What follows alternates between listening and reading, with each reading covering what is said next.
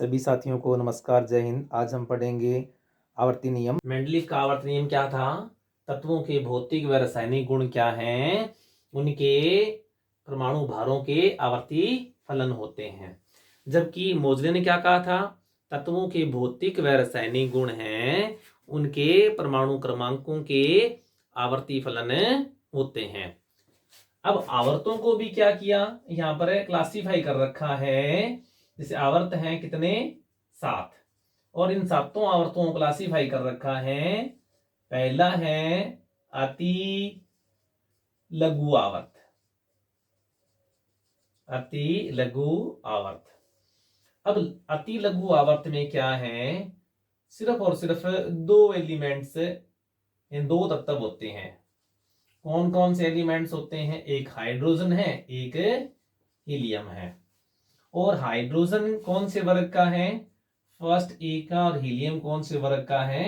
0 group का है। ये बात हमारे को पता रहनी चाहिए, कौन से ग्रुप का है और कितने एलिमेंट है इसमें। सिर्फ और सिर्फ 2 एलिमेंट है। जबकि दूसरा जो लघु आवर्त में कितने एलिमेंट होते हैं? लघु आवर्त में 8 एलिमेंट होते हैं, यानी 8 एलिमेंट होते हैं। और कौन कौन से आवर्त आते हैं इसमें? सिर्फ और सिर्फ फर्स्ट आवर्त आता है।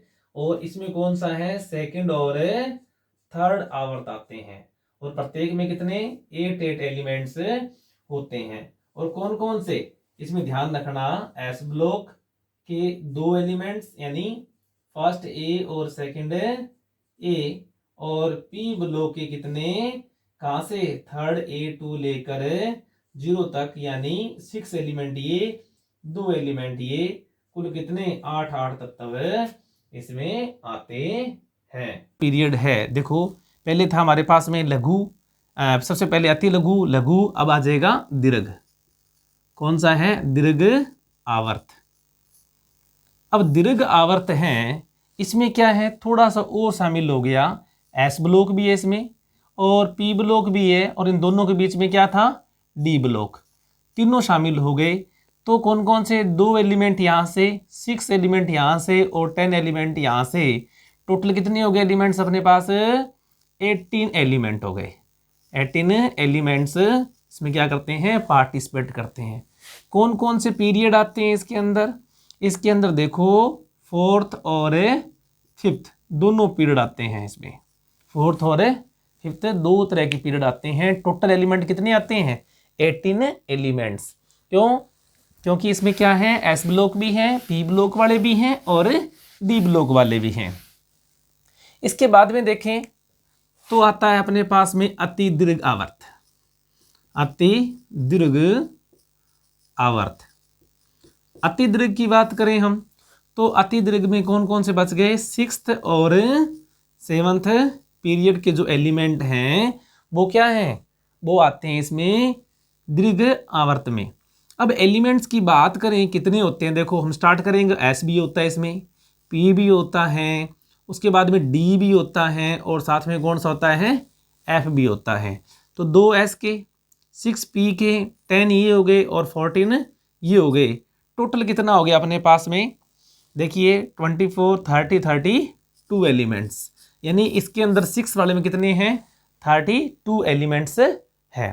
अगर 7th की बात करें, जनरली बुक्स जो लिखती हैं वो क्या लिखती हैं? अपूर्ण आवर्त। अपूर्ण आवर्त। लेकिन क्या है, आजकल लगभग सभी एलिमेंट्स हम कहें कि 103 के बाद थे जो, नहीं कहाँ से? 104 रदरफोर्ड नियम, यहाँ से लेकर 118 यानी अग्नियम तक क्या हो गई? डिस्कवरी। लगभग पीरियोडिक टेबल्स है वो शो कर रहे हैं। तो क्या है, इसको अब अपूर्ण नहीं कह सकते।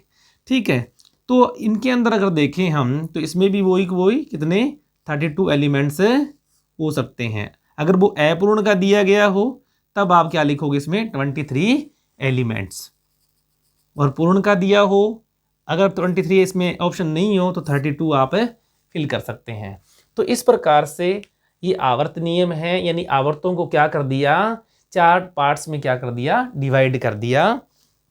अब अपन चलें थोड़ा सा और, पीरियोडिक टेबल जब पढ़ ही रहे हैं तो पीरियोडिक टेबल के बारे में हमें और भी कुछ जानकारियां होनी चाहिए कि पीरियोडिक टेबल में और कौन कौन सी चीज़ें होती हैं। और सबसे पहले आता है अपने पास में, मैंने पहले भी बताया आपको, नॉर्मल एलिमेंट्स। नॉर्मल एलिमेंट या इन्हें हम कहते हैं प्रस्मानीकृत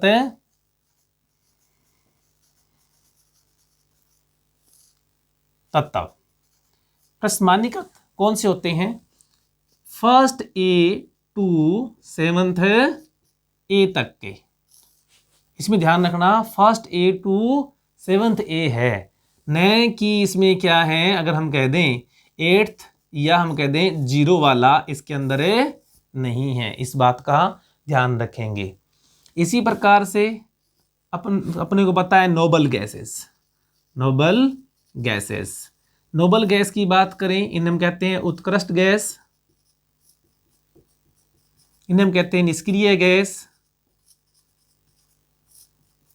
और क्या कहते हैं इनको? अक्रिय गैस भी कहते हैं, अक्रिय गैस, या इसको कहते हैं शून्य या जीरो ग्रुप, जीरो ग्रुप। ठीक है, तो अपने पास में कौन सा 8th जो ग्रुप है उसे हम कहते हैं नोबल गैस ग्रुप, उत्कृष्ट गैस ग्रुप, निष्क्रिय गैस ग्रुप, अक्रिय गैस ग्रुप या जीरो ग्रुप कहते हैं। कौन कौन से एलिमेंट हैं पता होना चाहिए, इनके कॉन्फ़िगरेशन भी पता होना चाहिए, और कॉन्फ़िगरेशन किस तरह का होता है वो भी अपन देख लेते हैं। तो हीलियम, उसके बाद में neon, argon, krypton, xenon, radon, और आजकल आ रहा है अग्नियम। ठीक है, तो ये क्या है? अक्रिय गैसेज हैं। ठीक है, और ये कौन से ग्रुप में है? 8th ग्रुप के अंदर होती है, या इन्हें हम कहते हैं जीरो ग्रुप। अब इनके इलेक्ट्रॉनिक कॉन्फ़िगरेशन को देखें तो इनका इलेक्ट्रॉनिक कॉन्फ़िगरेशन जो होता है वो क्या होता है? कंप्लीटली फील्ड होते हैं। ये क्या होते हैं? कंप्लीटली फील्ड होते हैं। इसी कारण क्या है, ये किसी से कोई रिएक्शन नहीं करते हैं, इसी कारण इन्हें कहते हैं हम निष्क्रिय गैसेस करते हैं। अगर हम बात करें इनकी इलेक्ट्रॉनिक कॉन्फ़िगरेशन की तो क्या होता है? NS2 NP ऑल्सो क्या कह सकते हैं हम? 6, यानी फुली फील्ड है। इनके जो भारी जो कोश हैं, आउटर जो सबसेल हैं, वो क्या होते हैं? कंप्लीटली फिल होते हैं, भरे होते हैं।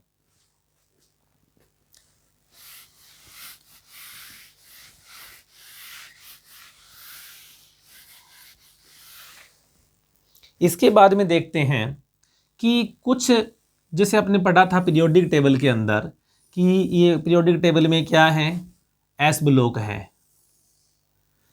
ठीक है, ये है फर्स्ट ए और ये होता है सेकंड ए, और ब्लॉक कौन सा है? एस ब्लॉक है। तो एस ब्लॉक में भी फर्स्ट ए जो होता है जिसमें hydrogen, lithium, sodium, potassium, rubidium, caesium, ये जो सब एलिमेंट हैं इन्हें हम कहते हैं अक्षार धातु। क्या कहते हैं? अक्षार धातु।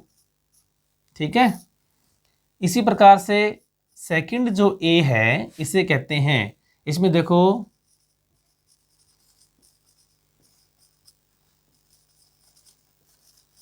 ये जो एलिमेंट हैं इन्हें हम कहते हैं अक्षारीय मृदा धातु, अक्षारीय मृदा धातु। तो ये ध्यान रखना, कोई एलिमेंट दे देगा, वो पूछेगा आपसे कि क्षार धातु कौन से हैं, क्षारीय मृदा धातु कौन से हैं, इस तरह से क्वेश्चन है वो पूछ सकता है।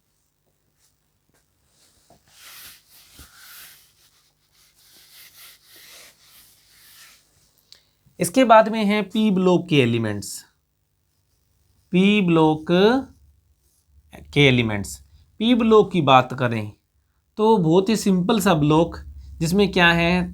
थर्ड A2, सबसे पहले तो पता होना चाहिए एलिमेंट कहाँ से कहाँ तक है। Third A2 7th A plus क्या है? जीरो ग्रुप वाले एलिमेंट्स, ये क्या है? पी ब्लॉक के एलिमेंट्स। जनरली आजकल क्या है, जब डिनोट करते हैं तो ये 13 to 18 ग्रुप तक क्या है एलिमेंट्स जो होते हैं वो कौन से होते हैं? पी ब्लॉक के एलिमेंट्स होते हैं। अब देखो इनके जो इलेक्ट्रॉनिक विन्यास हैं वो हमें पता है कि इनके आंतरिक कोश है वो पूर्णतः भरे हैं, यानी NS है वो तो पूर्णतः भरा होता है। लेकिन जो बाहरी कोश है उसमें कितने इलेक्ट्रॉन होते हैं? P के अंदर 1 2 लेकर 6 तक इलेक्ट्रॉन रहते हैं। ठीक है, अगर हम देखें इनको 13 ग्रुप है, 14th ग्रुप है, 15th ग्रुप है, 16th ग्रुप है, 17th ग्रुप है, 18th ग्रुप है, तो इनको क्या कहते हैं? फैमिलीज के नाम से डिनोट करते हैं। फैमिली के नाम से क्या करते हैं? इनको डिनोट करते हैं कि कौन सी फैमिली। इनके जो फर्स्ट एलिमेंट है, जैसे हम बात करें यहाँ पर बोरोन है, कार्बन है, ठीक है, नाइट्रोजन है, ऑक्सीजन है, हेलोजन्स है, और ये क्या है अपने पास में? हीलियम वाला, यानी उत्कृष्ट गैस वाला।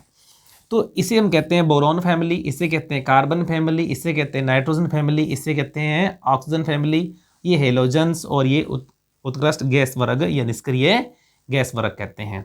तो इनके बारे में भी हमारे को जनरल नॉलेज है, यानी सामान्य बातों का पता होना चाहिए।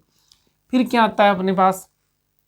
जो अगली बात है, जैसे इसकी बात करें अपने, इनके इलेक्ट्रॉनिक कॉन्फ़िगरेशन, सभी एलिमेंट्स का आपको टिप होना चाहिए। अगर इलेक्ट्रॉनिक कॉन्फ़िगरेशन में 1 या 2 क्वेश्चन है वो डायरेक्ट पूछे जाते हैं कि कौन से एलिमेंट का कौन सा इलेक्ट्रॉनिक कॉन्फ़िगरेशन है, वो हमें पता होना चाहिए। इसके बाद में पी ब्लॉक एकमात्र ऐसा वर्ग है जिसमें क्या है कि मेटल भी हैं और नॉन मेटल भी हैं और सब मेटल भी हैं। सब मेटल कह दो या मेटलॉइड कह दो। तो कहने का मतलब क्या है? धातु भी हैं और अधातु भी हैं और उपधातु भी इस ब्लॉक के अंदर उपस्थित हैं। जैसे अगर बात करें हम बोरोन हुआ, ये अगर बात करें सब मेटल्स की या उपधातु की बात करें, तो उपधातु आपसे पूछ लेते हैं कौन कौन से एलिमेंट्स हैं वो उपधातु के अंदर आते हैं। तो बोरोन है, सिलिकन है, जर्मेनियम है, आर्सेनिक है और एंटीमनी है। ये सारे के सारे एलिमेंट्स हैं वो किस में आते हैं? उपधातु में। ठीक है, तो पी ब्लॉक एक ऐसा वर्ग है जिसमें क्या है? मेटल भी है, नॉन मेटल भी है और सब मेटल्स एलिमेंट्स भी है।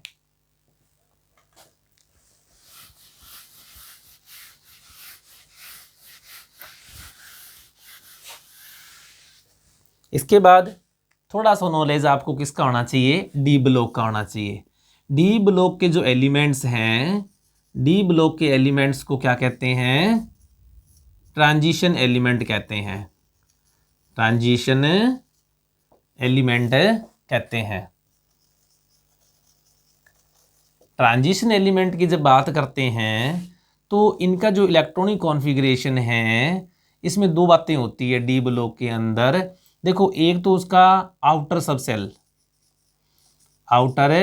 सबसेल है जो वो, यानी जिसे हम कहते हैं बाहरी कोश,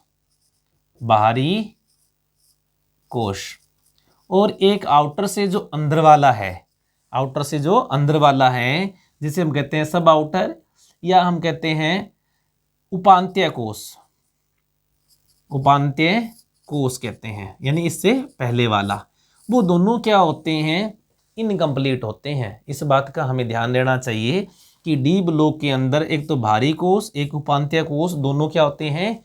इनकम्प्लीट होते हैं। और इसे हम कैसे लिखते हैं? जनरली इनका इलेक्ट्रॉनिक कॉन्फ़िगरेशन, देखो जो पूछने वाला क्वेश्चन है, इंपॉर्टेंट जो क्वेश्चन है वो इस तरह से होता है कि इनमें इलेक्ट्रॉनिक कॉन्फ़िगरेशन है वो पूरा न पूछ कर डायरेक्ट क्या है इस तरह से पूछ लेते हैं कि इनका जनरल जो इलेक्ट्रॉनिक कॉन्फ़िगरेशन वो क्या होता है। तो हमें ध्यान रखना n-1, उसके बाद में हम क्या लिखेंगे? d। ये कितने होते हैं? 1 2 लेकर 9, और ये क्या होते हैं? n-s कितना? 1 to 2 तक। तो इस बात का आपको ध्यान देना चाहिए कि जो डी ब्लॉक के एलिमेंट्स हैं इनमें भारी और उसके हम कह सकते हैं उपांत्य कोश दोनों क्या होते हैं? इनकम्प्लीट होते हैं। इस बात का ध्यान देना चाहिए। क्योंकि मैंने यहाँ पर D10 क्यों नहीं लिखा? क्योंकि D10 है वो कंप्लीटली फील्ड है। क्या है? कंप्लीटली फील्ड है। इसीलिए क्या है? कंप्लीटली फील्ड होने के कारण इन्हें ट्रांजिशन एलिमेंट्स नहीं कहते।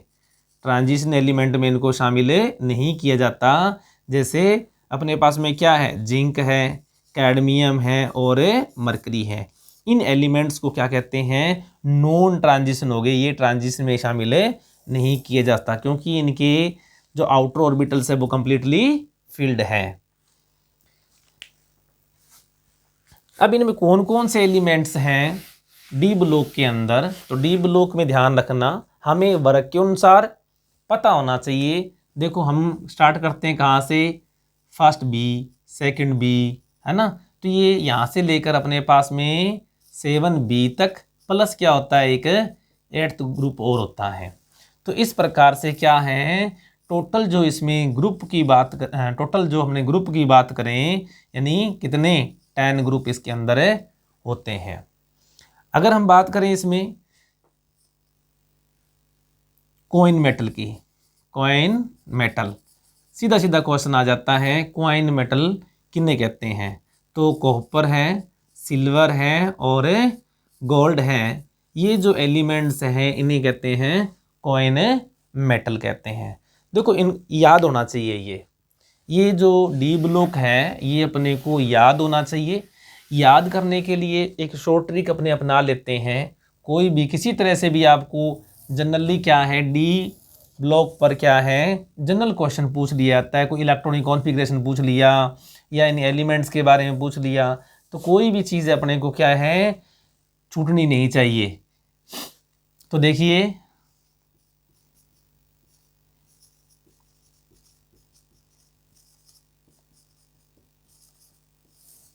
ये देखिए, ये अपने पास में कितने एलिमेंट्स हैं, ये क्या है, डी को भी अपने क्या है 3 पार्ट्स में, डी ब्लॉक्स है उसमें क्या है 3 पार्ट्स है मेनली। ये क्या है 3D, 4D, 5D, हालांकि इसमें अपने पास में 6D भी होता है, लेकिन क्या है ज़्यादातर स्टडी है वो कहाँ तक रह जाती है, 5D तक रह जाती है। ठीक है,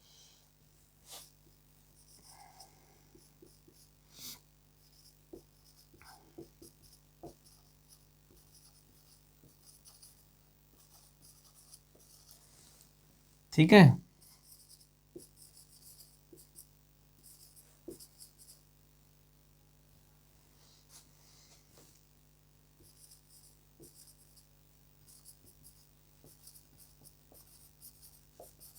जनरल एलिमेंट्स, और यहाँ पर होता है एक्टिनियम। तो ये जनरल एलिमेंट्स हैं, इनके बारे में हमारे को थोड़ा पता होना चाहिए भी किस एलिमेंट के बाद में कौन कौन से एलिमेंट्स आ रहे हैं। ठीक है, तो इनको याद करने के कोई भी ट्रिक आपको याद कर, जैसे इसे कहते हैं करमऊ कह देते हैं अपने, मंटिसिरे, ठीक है, फिर उसको रिलाक्रोस्कर, ठीक है, कौन रहेगा ईरान, नहीं पढ़ोगे तो पिटोगे। इस तरह से क्या कर सकते हैं, इनको याद करने हैं। इनके इलेक्ट्रॉनिक कॉन्फ़िगरेशन भी अपने को क्या होना चाहिए, याद होना चाहिए डी ब्लॉक का। तो ये जो ब्लॉक है इन्हें हम कहते हैं ट्रांजिशन एलिमेंट्स।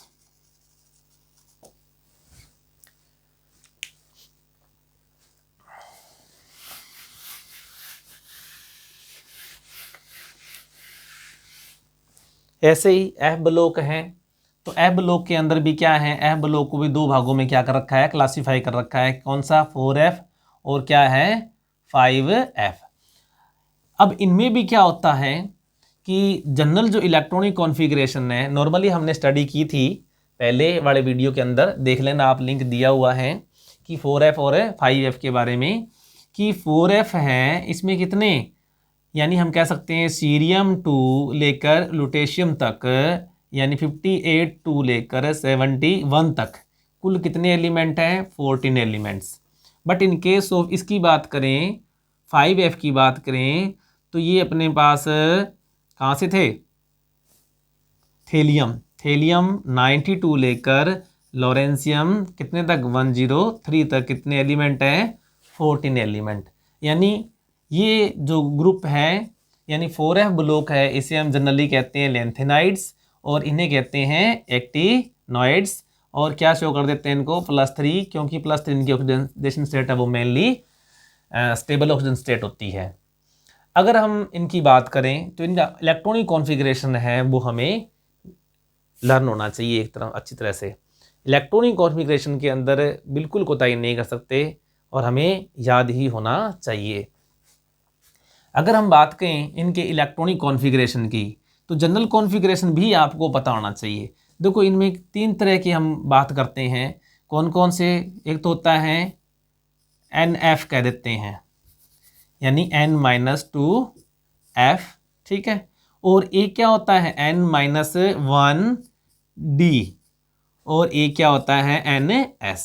और तीनों के तीनों, ध्यान से देखना इस बात को, तीनों के तीनों क्या होते हैं, इनकम्प्लीट होते हैं। इसमें 1 से 2 भी हो सकता है, इसमें क्या है 0 से लेकर 1 हो सकता है, और इसमें 1 से लेकर 14 तक हो सकते हैं। तो इसे कहते हैं सबसे आउटर है, इसे कहते हैं आउटर सेल, आउटर शेल, ठीक है। या हम कहते हैं इसको बाहरी कोश। तो एफ ब्लॉक एलिमेंट के अंदर बाहरी कोश भी इनकम्प्लीट है, इसे कहते हैं उपांत्य कोश, ये भी क्या है इनकम्प्लीट है। और उपांत्य से पहले वाला पूर्व उपांत्य कोश, इसे कहते हैं पूर्व उपांत्य कोश। ये देखो तीनों चीजों के बारे में पता होना चाहिए। पूर्व उपांत्य, उपांत्य और बाहरी, तीनों तरह के जो कोश हैं वो सारे सारे क्या होते हैं, इनकम्प्लीट होते हैं। क्या होते हैं? इनकम्प्लीट होते हैं। किसमें?